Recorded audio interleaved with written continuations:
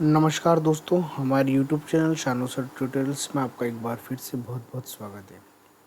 दोस्तों, आज जो हम वीडियो स्टार्ट करने वाले हैं वो हमारी प्लेलिस्ट जो है हमारी PHP एंड माइस्क्यूएल ट्यूटोरियल इन हिंदी।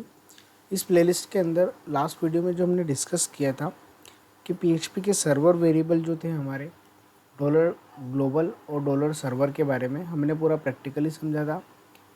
तो आज जो हम पढ़ने वाले हैं इस वीडियो में हम पढ़ने वाले हैं कि HTML पेज को PHP से कनेक्ट कैसे करते हैं। शायद ये भी हमने लास्ट वीडियो में देख लिया है।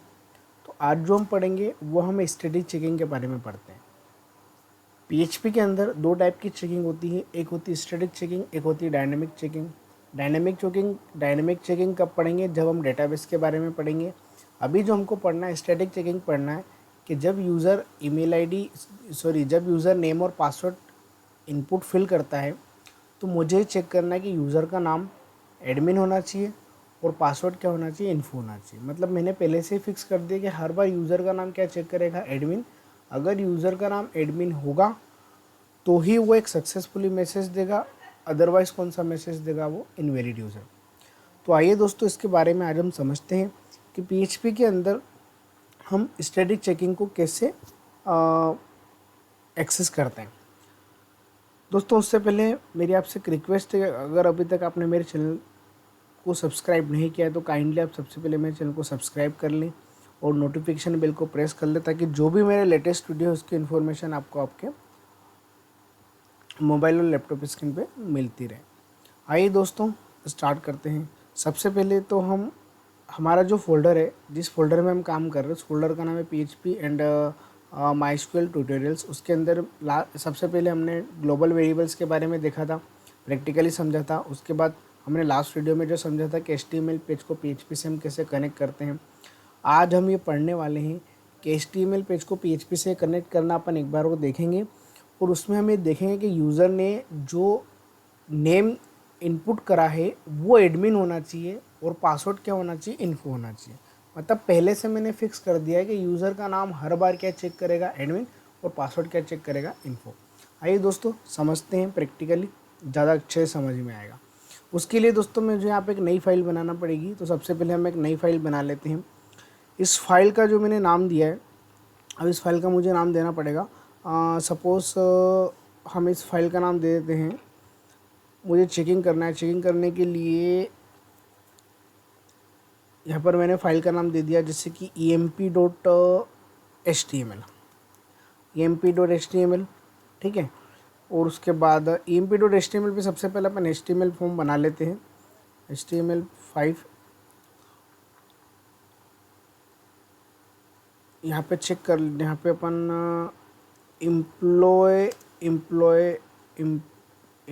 फॉर्म, एम्प्लॉय पेज, ठीक है। मैं यहाँ पे कोई एडवांस CSS भी यूज़ नहीं कर रहा हूँ, मैं यहाँ पे कोई बूटस्ट्रैप भी यूज़ नहीं कर रहा हूँ। बस जनरली हमको चेक करना है तो हम एक छोटा सा फॉर्म बना लेते हैं। फॉर्म के अंदर हम दो फील्ड बनाएंगे, एक नेम और एक कौन सी, पासवर्ड की, और एक बटन बनाएंगे। जिसे यूज़र नेम और पासवर्ड फिल करता है, जैसे बटन पे क्लिक करता है तो उसकी रिक्वेस्ट PHP पेज पे जाएगी। PHP पेज पे हमको चेक करना है कि जो यूज़र ने नेम और पासवर्ड दिया है वो नेम उसका एडमिन होना चाहिए और पासवर्ड उसका इन्फो होना चाहिए। अगर ये दोनों सक्सेसफुली है तो उस केसेस में हमको सक्सेसफुली मैसेज देना है। अगर इन केस में अगर नेम और पासवर्ड में से एक भी डेटा अगर हमारा रॉन्ग होता है तो वहाँ पे हमको देना invalid user name and password. तो आइए देखते हैं। सबसे पहले उसके लिए हम फॉर्म बना लेते हैं। फॉर्म की जो मेथड होती हैं दो टाइप की होती हैं, पोस्ट मेथड और एक गेट मेथड। मैंने लास्ट वीडियो में आपको समझाया था कि कहाँ पर हमको पोस्ट यूज़ करना चाहिए और कहाँ पर हमको गेट यूज़ करना चाहिए।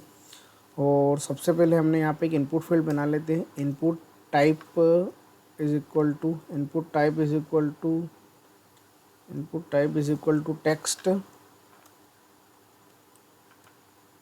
टेक्स्ट फील्ड का नाम दे दिया हमने यहाँ पे txt नेम, और यहाँ पे हम उसका प्लेस होल्डर सेट कर देते हैं। इसको थोड़ा सा मिनिमाइज कर देते हैं। प्लेस होल्डर जो है उसका एंटर नेम एक बना लेते हैं यहाँ पे। इनपुट टाइप बराबर पासवर्ड। दोस्तों, मैं यहाँ पे ईमेल आईडी से चेक नहीं कर रहा हूँ, इसलिए मैंने यहाँ पे ईमेल नहीं लिया है। हम यहाँ पे सिंपल सा खाली केवल हमको चेक करके देखना है कि PHP के अंदर हम चेकिंग कैसे करते हैं, और वो भी स्टैटिक चेकिंग। यहाँ पे नेम दिया मैंने, यहाँ पे txt of pass place holder दे दिया हमने, यहाँ पे इंटर पासवर्ड। और एक जल्दी से एक सबमिट बटन बना लेते हैं। सबमिट बटन बनाने के लिए हमने यहाँ पे दे दिया है इनपुट टाइप बराबर submit, input type is equal to submit, और सबमिट बटन का नाम दे दिया मैंने यहाँ पे BTN चेक दे दिया। ओके, और यहाँ पर मैंने जो वैल्यू है, यहाँ पर जो मैंने वैल्यू है वो वैल्यू मैंने यहाँ पे पास कर दी है। वैल्यू हम पास कर देते हैं कि सबमिट, है ना। सबमिट अगर दे रहे हैं तो एक काम करते हैं, बटन का नाम भी हम कर देते हैं BTN सबमिट। ओके फाइन दोस्तों, आशा करता हूँ कि इतना तो आपको समझ में आ गया होगा। और यहाँ पे हम एक्शन दे देते हैं, क्योंकि एक्शन की इसलिए हमको रिक्वायरमेंट रहेगी कि जैसे यूज़र फॉर्म सबमिट करेगा यूज़र बटन पे क्लिक करने के बाद, तो उसका जो भी डेटा है वो मुझे कहाँ लेकर के जाना है, एक्शन पे। और एक्शन पे मैंने यहाँ पे एक पेज का नाम दे दिया emp data.php। फाइल का नाम क्या emp data.php है। एक फाइल और हम यहाँ से बना लेते हैं, उसका नाम दे दिया मैंने emp data.php। अब यहाँ पे हमको क्या कोडिंग करना है उसके बारे में पहले हम देख लेते हैं। यहाँ पे दोस्तों कोडिंग क्या आएगी, कोडिंग ये करना है कि सबसे पहले तो यूज़र ने क्या क्या इनपुट दिया है, यूज़र ने नेम क्या लिखा है, पासवर्ड क्या लिखा है। बटन के क्लिक पे सबसे पहले PHP पेज पे HTML के फॉर्म के रिक्वेस्ट को एक्सेस करना है, गेट करना है कि यूज़र ने सबसे पहले तो अपना नाम क्या इनपुट करा है, जो भी नाम इनपुट किया है उस नेम को मुझे कहाँ पे गेट करना है, PHP पे। कौन से पेज पे, emp data.php। तो यहाँ पे हम सर्वर वेरिएबल का यूज़ करेंगे। अब सर्वर वेरिएबल का मैंने आपको बताया था लास्ट वीडियो में कि मैं रिक्वेस्ट भी यूज़ कर सकता हूँ, और मैं यहाँ पे पोस्ट भी यूज़ कर सकता हूँ। ये दोनों किस पे डिपेंड करते हैं, ये दोनों डिपेंड करते हैं जो भी हमारी रिक्वेस्ट आ रही है HTML पेज से, उसकी रिक्वेस्ट मेथड कौन सी है। रिक्वेस्ट मेथड जो है अगर वो मेरी पोस्ट होगी तो यहाँ पर मैं रिक्वेस्ट भी यूज़ कर सकता हूँ और पोस्ट भी यूज़ कर सकता हूँ। अगर गलती से मैंने फॉर्म की मेथड अगर मैंने गेट करी तो उस केसेस में हम केवल यहाँ पे किसका यूज़ करते हैं, रिक्वेस्ट का। और ये सिक्योर भी नहीं है, इसलिए मैं यहाँ पे रिक्वेस्ट मेथड का यूज़ नहीं करूँगा।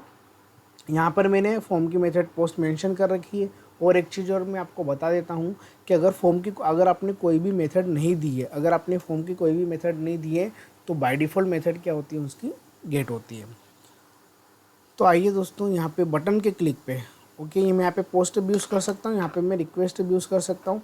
तो मैं यहाँ पे यूज़ कर रहा हूँ पोस्ट मेथड का, पोस्ट सर्वर वेरिएबल का, है ना।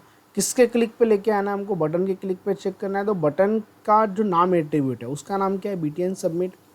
यहाँ पर नेम एट्रीब्यूट जो उसका सबसे ज़्यादातर इम्पोर्टेंसी रहती है, इसलिए रहती है क्योंकि अगर मुझे PHP पेज पे HTML के फॉर्म की रिक्वेस्ट को अगर मुझे एक्सेस करना है, मुझे ये चेक करना है कि यूज़र ने क्या नाम लिखा है, तो PHP पेज पे नाम को एक्सेस करने के लिए हम किसका यूज़ करते हैं, नेम एट्रीब्यूट का। तो जो भी नेम एट्रीब्यूट आपने यहाँ पे दिया है उसी नेम एट्रीब्यूट को हम PHP पेज पे एक्सेस करेंगे, किसका यूज़ करके, $पोस्ट का यूज़ करके। अब बटन के क्लिक पे चेक करना है, तो यहाँ पे मैंने कंडीशन लगा दी कि इफ़ यदि यूज़र ने बटन पे क्लिक करा है। दोस्तों ये अगर मैं नहीं भी लगाऊंगा तो भी मेरा काम हो जाएगा, ठीक है। तो मैं डायरेक्टली भी लिख सकता हूँ, बट एक प्रोफेशनल अगर वेब डेवलपर अगर आपको बनना है तो आपको सिस्टमेटिक प्रोग्रामिंग आपको आना चाहिए, क्योंकि आपका सोर्स कोड भी कम हो और ये चीज़ें थोड़ी सी क्लियरफुली होना चाहिए कि हाँ मुझे कोड समझ में आ रहा है। अगर मैं ये प्रोजेक्ट किसी थर्ड पार्टी को डिलीवर करूँगा तो उसको भी मेरे कोड को देख के ज़्यादा प्रॉब्लम ना हो। किसको किसको एक्सेस करना है आप आगे, $पोस्ट में सबसे पहले तो नेम फील्ड को एक्सेस करना है। नेम वाली फील्ड का नाम क्या है, TXT नेम। तो हम यहाँ पे क्या लिखेंगे, TXT नेम। इसको मैंने यहाँ पे एक वेरिएबल के अंदर पास कर लिया। दोस्तों मैंने इसको एक वेरिएबल के अंदर पास कर लिया, दोनों वेरिएबल के बीच में मैंने ये जो ऑपरेटर लगाया है, ये जो ऑपरेटर है इसको इक्वल ऑपरेटर नहीं बोलते हैं, ये बोलते हैं हमारा असाइनमेंट ऑपरेटर। असाइनमेंट ऑपरेटर क्या काम करते हैं कि जो भी इनपुट फील्ड की जो भी वैल्यू रहेगी, जो भी इनपुट फील्ड की वैल्यू रहेगी, जो भी यहाँ पे वैल्यू आएगी उस वैल्यू को कहाँ पे असाइन कर देगा, नेम में। आगे एक वेरिएबल बना लेते हैं पासवर्ड का, $पोस्ट के अंदर हम यहाँ पे किसका यूज़ करेंगे, ये तो मैंने यूज़ कर लिया है नेम फील्ड का। यहाँ पर क्या है हमारे पास पासवर्ड फील्ड, और पासवर्ड फील्ड का नाम क्या है txt पास। तो मैंने यहाँ पे क्या लिखा txt पास। तो ये मेरी नेम फील्ड है और ये मेरी कौन सी फील्ड है, पासवर्ड फील्ड है। अब इतना तो हम दोनों को एक बार रन करके देख लेते हैं, हम दोनों को एक बार प्रिंट करके देख लेते हैं कि क्या दोनों की वैल्यू PHP पेज पे एक्सेस हो रही है या नहीं हो रही है।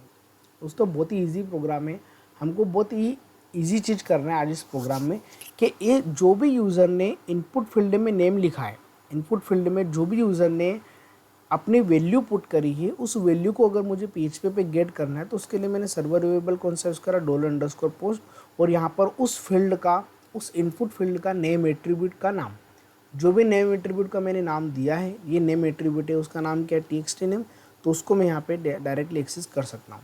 इससे क्या होगा कि जो भी यूज़र इनपुट में अपना नाम वगैरह लिखेगा तो उसकी वैल्यू को यहाँ पे गेट कर लेता है। इसको गेट करके किसको असाइन कर देगा, नेम को। वैसे ही कौन काम करेगा, जो मेरी पासवर्ड फील्ड है, जो मेरी इनपुट की पासवर्ड फील्ड है, उसका जो भी नेम एट्रीब्यूट का नाम है उसको मैंने यहाँ पे $_post के अंदर एक्सेस कर लिया। तो जो भी यूज़र इनपुट करेगा पासवर्ड को, उसकी वैल्यू $_post यहाँ पे एक्सेस कर लेगा और किसको असाइन कर देगा, $पासवर्ड को। अब जो भी मैंने नाम दिया वो नाम यहाँ पे प्रिंट हो जाएगा, और जो भी मैंने पासवर्ड दिया वो पासवर्ड भी हमारा यहाँ पे क्या हो जाएगा, प्रिंट हो जाएगा। सेव करते हैं। सबसे पहले इसको रन करके देख लेते हैं। रन करने के लिए दोस्तों ये HTML पेज है तो उसको आप डायरेक्टली रन मत कर लेना। इसको रन करने के लिए आपको XAMPP स्टार्ट करना पड़ेगा। ऐसा मैं क्यों बोल रहा हूँ, क्योंकि ये तो HTML पेज है। आप बोलोगे सर HTML पेज तो हम डायरेक्ट रन कर सकते हैं, बट कब, जब आपने फॉर्म के एक्शन पे PHP पेज का नाम नहीं दिया हो तब। अब इसकी रिक्वेस्ट कहाँ पे जा रही है, PHP पेज पे। अगर इसकी रिक्वेस्ट अगर PHP पेज पे जा रही है तो उसके केसेस में हमको ये पता है कि PHP बिना XAMPP और वेब सर्वर के स्टार्ट नहीं होगा। तो वैसा ही काम हमको अब करना पड़ेगा कि HTML पेज को अगर मुझे रन करना है तो सबसे पहले आपके पास सिस्टम में जो भी सर्वर हो PHP का, XAMPP हो, WAMP हो, तो पहले आप उसको स्टार्ट करो। लोकल होस्ट से ही आप PHP के पेज को और HTML के पेज को आपको एक्सेस करना अब ज़रूरी हो गया है। तो सबसे पहले तो हम हमारे XAMPP के कंट्रोल पैनल पे आते हैं। सबसे पहले मैं XAMPP के कंट्रोल पैनल पे मैं दोनों को स्टार्ट कर लेता हूँ। अपाचे को स्टार्ट कर लेते हैं और MySQL को भी स्टार्ट कर लेते हैं। स्टार्ट करने के बाद अब हम यहाँ पे आते हैं। हमको यहाँ पे लिखना पड़ेगा लोकल होस्ट के बाद हमारे फोल्डर का नाम क्या है, कौन सा फोल्डर में हम काम कर रहे हैं, PHP _ MySQL ट्यूटोरियल। यहाँ पे मैं देखो दोस्तों, मैंने 2 फाइल बनाई है। आप जैसा कि आप हम प्रोग्राम के अंदर देख लेते हैं। एक तो मेरा HTML पेज है जिसका नाम है emp.html, और एक मेरा पेज का नाम क्या है, empdata.php। तो सबसे पहले मुझे कौन से पेज को रन करना पड़ेगा, emp.html, क्योंकि जो मेरी फॉर्म रिक्वेस्ट है वो कहाँ से जा रही है, emp.html पेज से। यहाँ पे मैंने नाम लिखा एडमिन, और पासवर्ड लिखा मैंने यहाँ पे क्या लिखा, इन्फो। जैसे मैं इनपुट दिया मैंने नेम और पासवर्ड, तो ये जब मैं सबमिट करूँगा तो सबमिट करने पे जो फॉर्म का एक्शन है वो कहाँ लेके जाएगा, empdata.php को। यहाँ पे चेक करेगा कि बटन के क्लिक पे नेम और पासवर्ड दोनों के वैल्यू को दोनों वेरिएबल में असाइन कर देगा, और नेम वेरिएबल के अंदर नेम वैल्यू प्रिंट हो जाएगी और पासवर्ड वेरिएबल के अंदर की वैल्यू जो पासवर्ड है वो प्रिंट हो जाएगी। अब जैसे मैं इसको सबमिट करता हूँ तो देखो हम कौन से पेज पे आ गए, empdata.php पे। यहाँ पे नेम क्या था मेरा, एडमिन, और पासवर्ड क्या था मेरा, इन्फो। मतलब HTML की फॉर्म रिक्वेस्ट कहाँ पे आ चुकी है, PHP पेज पे। अब हमको इस पेज पे केवल ये चेक करना है कि जो यूज़र ने नाम लिखा है, अगर वो एडमिन है, और जो पासवर्ड लिखा है अगर वो इन्फो है, तो मैसेज देना है, सक्सेसफुली मैसेज देना है कि सक्सेसफुली करके हम वहाँ पे एक मैसेज टाइप कर देंगे। अगर दोनों में से नेम और पासवर्ड में से अगर एक भी गलत हो गया या दोनों गलत हो गए तो उस केसेस में हमको मैसेज देना है इनवैलिड यूज़र। क्या देना है वहाँ पे, इनवैलिड यूज़र। आइए समझते हैं इसको कैसे करते हैं। तो मैं यहाँ पे इको मैसेज को मैंने यहाँ पे कमेंट कर दिया है, और यहाँ पर हम बेसिक कंडीशन लगाएंगे कि जो यूज़र का नाम है, मैंने क्या बोला, स्टैटिक चेकिंग करना है कि नेम हमेशा क्या चेक करेगा, नेम इक्वल टू नेम हमेशा क्या चेक करेगा, एडमिन। अगर नेम मेरा एडमिन होता है, एंड लगाया मैंने बीच में। एंड मतलब क्या होता है कि नेम, जो ये कंडीशन है मेरी, ये कंडीशन भी ट्रू होना चाहिए, और एंड के बाद वाली जो कंडीशन है वो भी क्या होना चाहिए, ट्रू होना चाहिए। उसके बाद क्या चेक करना है कि जो मेरा पासवर्ड के पास, जो मेरे पासवर्ड वेरिएबल के पास जो भी वैल्यू आ रही है, अगर वो वैल्यू मेरी इन्फो होती है, तो उस केस में उस केस में यहाँ पे हमको एक मैसेज देना है कि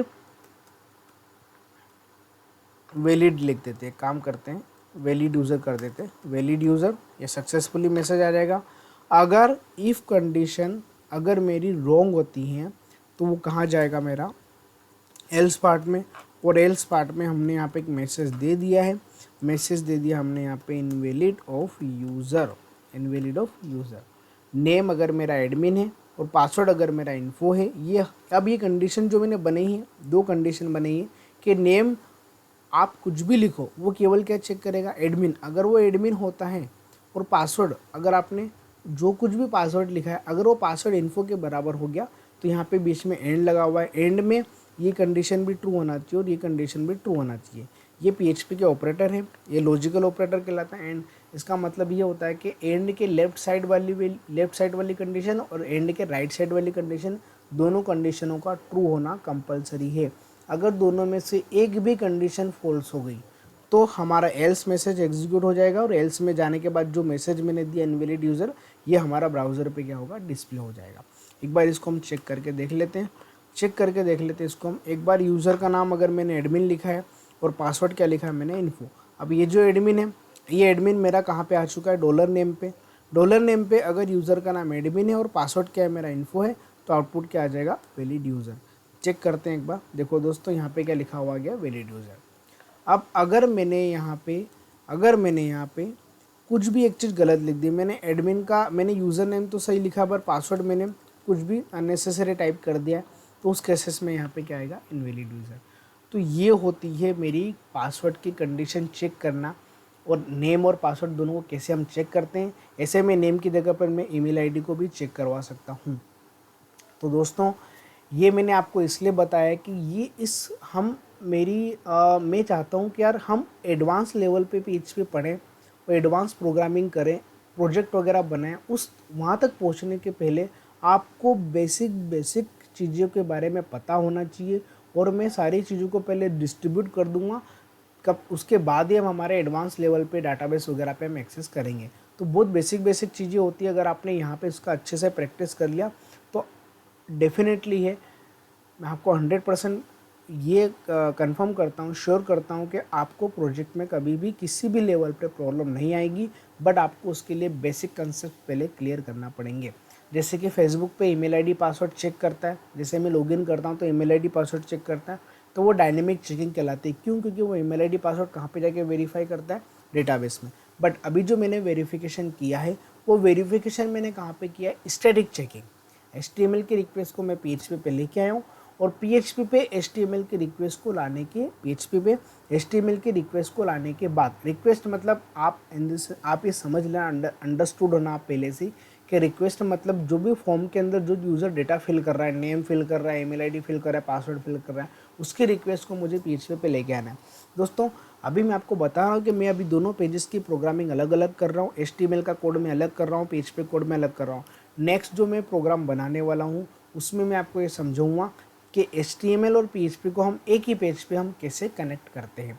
आप एक ही पेज पे कनेक्ट करेंगे, पर मेरी आपसे एक रिक्वेस्ट है कि जितना डिस्ट्रीब्यूटेड हो सके उतना डिस्ट्रीब्यूटेड आपको करना चाहिए। उससे आपको पूरा कोड क्लियरफुली रहता है कि यार ज़्यादातर कॉम्प्लेक्सिटी नहीं बढ़ती उस पर्टिकुलर प्रोजेक्ट में या पर्टिकुलर प्रोग्राम में। तो हम चाहते हैं कि यार हमारा कोड, हालांकि ये सही है कि एक पेज पे मैं दोनों काम कर सकता हूँ, ठीक है, बट डिस्ट्रीब्यूटेड करना चाहिए चीज़ों को, क्योंकि आप आपके लिए प्रोजेक्ट नहीं बना रहे, आप किसी कंपनी में वर्क कर रहे हैं। अगर आपने एक ही पेज पे दोनों काम कर लिया है, ठीक है, आप कंपनी छोड़ के चले गए किसी पर्टिकुलर प्रोजेक्ट पे काम करने के बाद, जब कोई नया एम्प्लॉय आएगा, नया डेवलपर आएगा, तो उसको आपके कोड को समझने में प्रॉब्लम नहीं होना चाहिए, ताकि वो भी कम टाइम में उस पर R&D करके आगे के अपडेशंस वगैरह कर सके। तो मेरा भी आपसे यही फंडा है कि प्लीज़ आप कभी भी एक पेज पे दोनों काम मत करा करो, अगर हो सके तो करो। हालांकि बहुत सारी जगह पे ऐसी सिचुएशन बनती है जहाँ हमको करना पड़ता है, तो जहाँ हो वहाँ करो। बट अगर आप फ्रेशर हो, बिगनर हो, तो मेरे आपसे एक रिक्वेस्ट है कि जितना आप डिस्ट्रीब्यूटेड काम करोगे उतना आपके लिए ईजी रहेगा। दोस्तों इस वाले प्रोग्राम में मैंने केवल नेम को चेक करा है, और मैंने केवल किसको चेक करा है, पासवर्ड को। अब जो वेरिफिकेशन करा है, अब जो वेरिफिकेशन मैंने किया है, अब मैं चाहता हूँ कि यहाँ पे जैसे कि फेसबुक में क्या होता है कि जैसे ही मैंने नेम और पासवर्ड, ईमेल आईडी पासवर्ड मेरा अगर वेरीफाई होता है, बिल्कुल डेटाबेस से पूरा क्लियर होकर आता है, डेटाबेस से सारी चीज़ें वेरीफाई होकर के आती हैं, तो फेसबुक हमको हमारे प्रोफाइल पेज पे रिडायरेक्ट कर देता है। और अगर गलत होता है तो वहाँ पे लिखा हुआ होता है invalid user name and password, ठीक है। तो हम भी यही चाहते हैं कि अभी क्या हो रहा है कि जैसे ही अगर मैंने यहाँ पे नेम और पासवर्ड मैंने क्या लिखा है, इन्फो लिखा है, तो यहाँ पे क्या आ रहा है वैलिड यूज़र, और कौन से पेज पे आ रहा है, एम्प्लॉय डेटा डॉट PHP पे। तो मैं चाहता हूँ कि एम्प्लॉय डेटा डॉट PHP पे ना जाए, उसके लिए मैं यहाँ पे एक पेज बना लेता हूँ, नया पेज बना लेता हूँ उसके लिए मैंने पेज बना लिया वेलकम डॉट PHP। अब हमको क्या करना है कि अगर मेरे प्रोग्राम में नेम और पासवर्ड सही होगा तो मुझे कहाँ पे रिडायरेक्ट करना है, वेलकम डॉट PHP पे। अब हमको ये समझना ज़रूरी है कि PHP के अंदर एक पेज से दूसरे पेज पे हम पेज को कैसे रिडायरेक्ट करते हैं, विथ कंडीशन के साथ में। अगर मेरी कंडीशन ट्रू होगी तो ही दूसरे पेज पे रिडायरेक्ट होगा, अगर मेरी कंडीशन फॉल्स होगी तो उसके लिए हम उसको लॉगिन वाले पेज पे वापस से रिडायरेक्ट कर देंगे जहाँ से वो आया है तो आइए समझते हैं।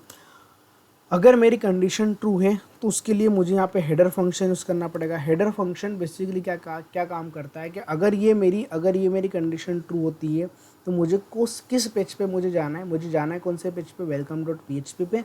तो हेडर फंक्शन क्या काम करता है, मुझे उस पेज पे रिडायरेक्ट कर देगा। हेडर के अंदर हमको यहाँ पे देना पड़ेगा लोकेशन, और कौन से पेज पे जाना है हमको जाना है वेलकम डॉट PHP पे। तो यहाँ पे क्या लिखना पड़ेगा हमको, वेलकम डॉट PHP। अब ये मेरी कंडीशन ट्रू होगी तो मुझे मैसेज प्रिंट नहीं होगा। अब कौन से पेज पे जाएगा, वेलकम वाले पे, और वेलकम वाले पे यहाँ पर मैंने एक सिंपल एक मैसेज दे दिया, वेलकम यूज़र। क्या दे दिया मैंने यहाँ पे, वेलकम यूज़र। देखते हैं, समझते हैं हम यहाँ पे। इसको पहले कैंसिल करते हैं, वापस से हम हमारी पहली फाइल को ओपन करते हैं जो हमारा लॉगिन पेज है। ये हमारा लॉगिन पेज है जहाँ पर मैंने नेम लिखा है यहाँ पे एडमिन, और पासवर्ड लिखा है मैंने इन्फो। अब एडमिन और पासवर्ड अगर मेरा ट्रू है, अगर मेरा नेम एडमिन और पासवर्ड मेरा क्या इन्फो है, तो मुझे कहाँ पे रिडायरेक्ट करेगा वो, वेलकम डॉट PHP पे। तो देखो दोस्तों, हम कहाँ पे आ चुके हैं, वेलकम डॉट PHP पे। ये काम फेसबुक में होता है। अगर आपका ईमेल आईडी और पासवर्ड वेरीफाई होता है तो आपको आपके प्रोफाइल पेज पे रिडायरेक्ट कर देता है।